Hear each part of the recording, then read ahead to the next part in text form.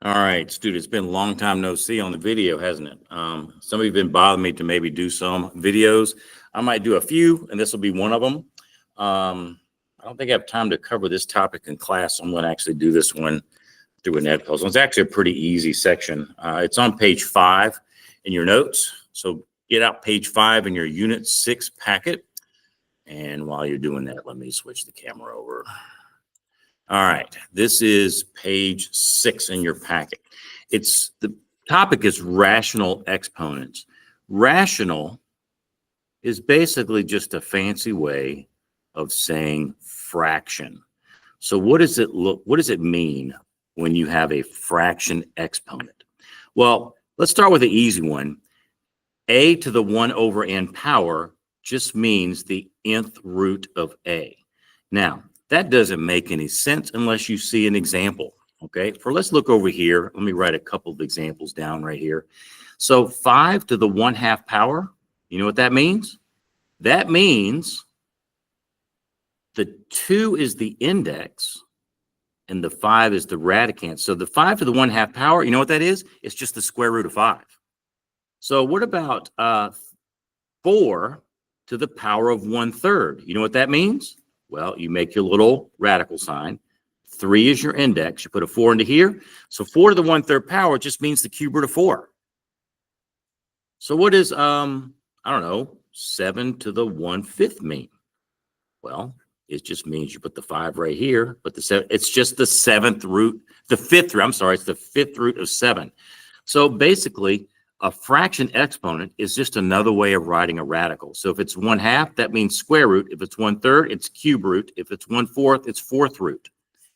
Now, what if you have a number on the top and the bottom? Well, there's a couple ways you can do that. So I'm going to write 2 choices. It just depends on which. Sometimes one way is better, sometimes the other. The denominator is what goes in here. That tells you what the root is. So if the bottom is a 2, it's a square root. If the bottom is a 3, it's a cube root. The a goes here, but where does the m go? The m can either go as an exponent right there, or it can go on the outside. And I can't tell you which one's better. Sometimes this way is better. Sometimes this way is better. Most of the time, this way is probably better. So let's just go through a couple examples where we're going to convert. So x to the 1/4 power, what does that mean? That just means the 4th root of x. That's all that means. 24 to the 1/3 power just means the cube root of 24. You might be able to break that up. 15x in parentheses to the 1/2 power, that just means the square root of 15x. See, it's pretty easy. Now, the next 3, they have a top and a bottom. So let's see. So it's a 3 goes there. And this is 7. But where do you put the 2? You put the 2 right here. Now, I'm not going to leave it like that. I'm going to change that to 49. So that ends up being just the cube root of 49. Number 5, you put a square root like this and put k. Where do you put the 7? You put the 7 right there. That's all you do. It's pretty easy, isn't it? Now, can you go back the other way? Can you go back the other way?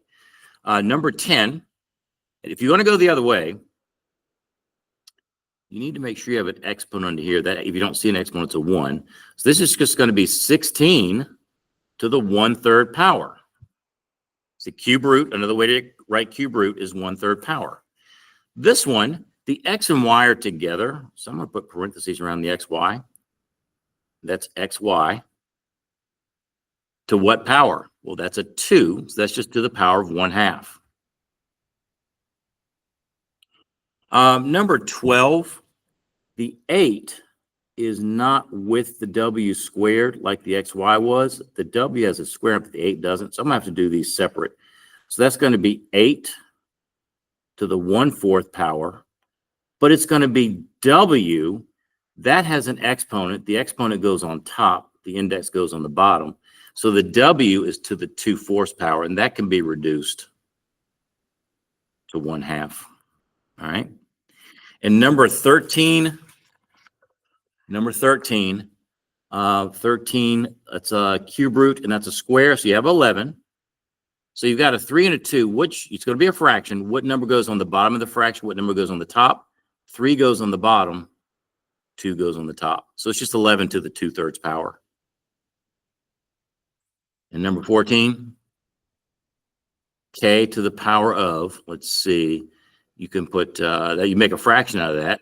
The top number is a 10, the bottom number is a 4, and you can reduce that to k to the 5/2 power. All right, so that's all there is to it. That's really all you need to know about fraction exponents. I might come back and do a few more examples later, but that's really all you need to know about fraction exponents.